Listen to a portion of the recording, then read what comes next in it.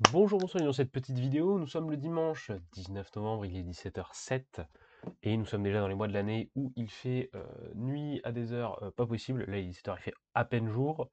Voilà. Notamment pour tous ceux qui sont en prépa, c'est la période où il commence à avoir les petites dépressions hivernales qui arrivent, donc tenez bon.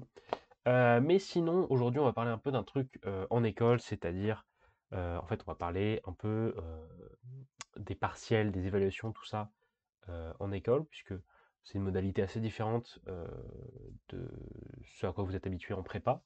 Puisque en prépa, en gros, en général, vous avez un devoir surveillé par semaine. Donc ça alterne entre maths, physique, parfois du français, parfois de l'anglais qui vient se glisser. Mais en gros, voilà, ça, vous avez une grosse évaluation par semaine et en général des devoirs maison à rendre.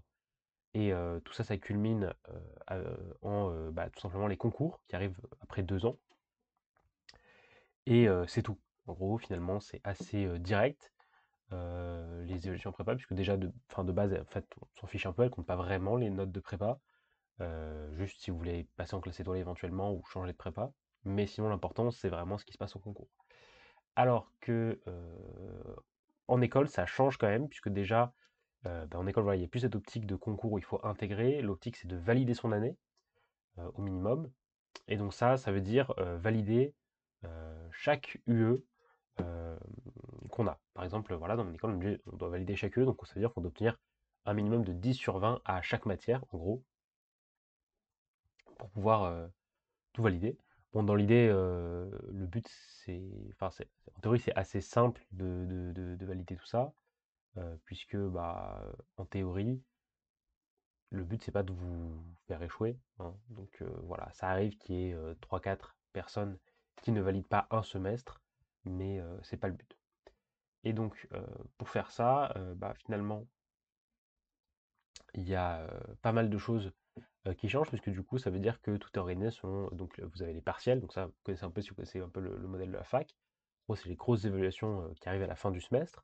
Mais il y a des petites variantes, notamment par exemple, là, on avait, et dans la plupart des écoles, vous avez eu des examens de mi-parcours, on va dire. Nous, c'était les examens de parcours, on appelle ça des MIP, qui concernent quelques matières. Parce qu'en gros, c'était toutes les matières qu'on avait jusqu'à maintenant, notamment parce qu'il y en a certaines qui disparaissent, entre guillemets. Par exemple, j'ai eu un MIP de sociaux juste avant les vacances. Donc c'est un commentaire de sociaux à rendre. Et après, je n'ai plus jamais eu, et je n'aurai plus jamais cours de sociaux. Pareil, j'ai eu un TP noté, donc de SAS, qui est un logiciel de traitement de base de données. Et je n'aurai plus jamais SAS de ma vie. Voilà. Pareil, j'ai eu un TP noté d'introduction, enfin pas d'introduction, d'algorithmie. En théorie, cette matière, elle a disparu. Plus tard, j'aurai d'autres matières qui seront en relation avec l'informatique, mais voilà. En gros, ça valide la matière. Et après, on aura la note, etc. Mais donc ça, c'est des trucs un peu classiques. Examen de mi-parcours, des TP notés, mais on a aussi des trucs un peu plus fantaisistes. Par exemple, il y a beaucoup de projets à rendre quand vous êtes en école. Par exemple, moi j'ai deux mémoires à rendre, c'est des mémoires qui sont faits en groupe, un en groupe de 2 et un en groupe de 4. Par exemple, voilà, j'ai un mémoire de macroéconomie à rendre dans pas si longtemps que ça, puisque là je vais avoir une réunion avec mon encadrant soft skills.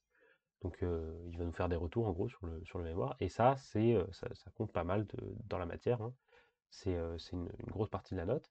Et donc vous avez ce genre de truc qui compte finalement, et ça change beaucoup de la prépa, où du coup on est habitué à avoir soit nos DS toutes les semaines, soit juste à s'entraîner pour les concours. On a tout ça qui arrive. Donc ça fait pas mal de choses, et là j'ai pas encore compté que par exemple au deuxième semestre j'aurai un projet de programmation à rendre, et j'aurai finalement pas mal de choses à faire. Déjà que je suis un peu occupé. Mais donc ça, en fait, ça change pas mal, voilà, les modalités. On n'est plus trop habitué à faire tout ça, puisque du coup, il y a plein de trucs avec des deadlines à rendre, des TP à faire, etc. Bon, c'est différent, et ça marche bien. Après, la vraie question, c'est est-ce que c'est dur, est-ce que c'est compliqué? Et j'ai envie de dire, pas tant que ça, et ça dépend un peu de comment vous y prenez. Par exemple, les mémoires en théorie, ils sont pas durs. Je veux dire, on a un encadrant qui est là pour la partie soft skills, c'est-à-dire en gros mise en page, est-ce que les tours de phrases sont corrects, est-ce que on raconte les choses de la bonne manière, est-ce que voilà, c'est lisible. Et on a un encadrant qui n'est pas soft skills, donc j'imagine hard skills, qui est là pour le contenu en lui-même, le fond. Et donc, bref, on a nos deux encadrants qui sont là pour répondre à nos questions, qui nous aident et tout. Et on a une biblio qui est assez fournie, qui nous est donnée. Donc, bref, pour les parents, pour les mémoires, finalement, On a beaucoup de choses qui nous sont données, et si on s'y prend avec un rythme convenable, si on fait régulièrement un petit peu de son mémoire, en théorie, il n'y a rien qui empêche d'avoir une note tout à fait honorable. Pareil pour les TP, par exemple, j'avais un TP de SAS, et bon, ben voilà, par exemple, pendant les TP, on avait le droit d'avoir nos anciens TP avec nous, et d'avoir n'importe quel support de cours qu'on voulait. Donc vous doutez bien que quand vous avez ça, ça vous facilite grandement la tâche, puisque du coup, bah, vous regardez ce que vous avez fait au TP3, par exemple, si la question ressemble, et puis vous adaptez les trucs. Donc, en théorie, il y a plein de choses comme ça où vous vous dites, bah, en fait, c'est une question avant tout d'organisation, ou juste il faut essayer de bien s'organiser pour faire les choses. Et après, bon, il y a des trucs qui dépendent un peu moins finalement de ce qu'on a organisé ou pas, et des trucs qui dépendent un peu plus je sais pas si c'est vraiment du travail ou quoi, mais par exemple, pour ce qui est des maths, bon, c'est beaucoup plus, ça dépend beaucoup plus de à quel point on a bossé le cours et fait les TD, puisque c'est pas pour rien qu'on a beaucoup d'heures de TD, donc avec nos chargés de TD, c'est bah, pour faire des exos et pour que les chargés de TD nous expliquent les méthodes, etc., qu'est-ce qu'il faut faire, qu'est-ce qu'il ne faut pas faire, comment on fait, quelle méthode générale pour tel exercice. Et en théorie, si on fait bien ça, il y a moyen d'avoir des notes acceptables. Par exemple, enfin moi je sais en tout cas que par exemple mon MIP de théorie de la mesure, je pense pas que j'aurai une note excellente, mais je pense que je pourrais au moins assurer de quoi sauver les meubles. Je pense que je pourrais avoir genre 14, en tout cas j'espère, parce que j'ai bien suivi ce qu'on a fait en TD. Mais après, par exemple, pour mon MIP de- d'analyse fonctionnelle et convexe, les notes allaient de 1 à 19, donc grosse amplitude de notes. Voilà, ça vous montre que vraiment bah, en école, ça part dans tous les sens. Mais en tout cas, dans mon groupe de TD, ça allait de 1 à 19, et dans mon cas, j'ai eu 19.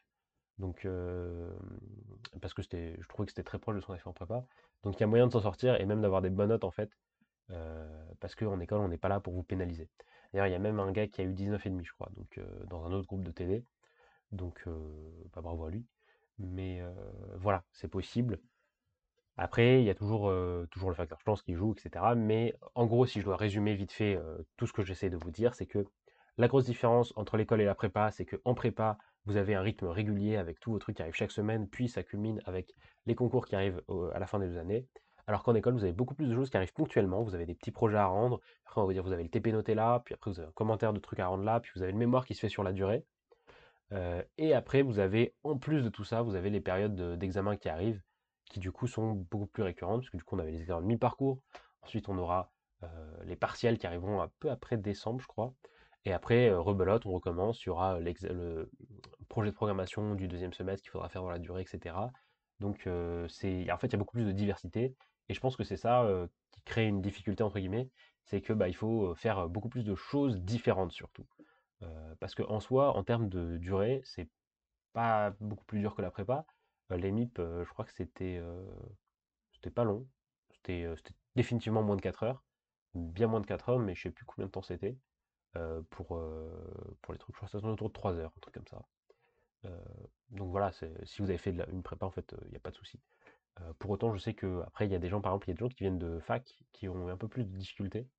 Mais tout ça, ça va arriver. Bref, tout ça pour dire que si vous êtes en école, il y a moins que vous ayez l'impression que c'est pas très dur, et ça peut être normal. Et il y a moyen que vous ayez l'impression que ça peut être très dur. Euh, et ça, en général, c'est plus un problème organisationnel qu'un vrai problème de difficulté, puisque en fait, c'est vraiment un coup à prendre il faut bosser les TD, aller voir son cours et bien planifier tout dans la durée.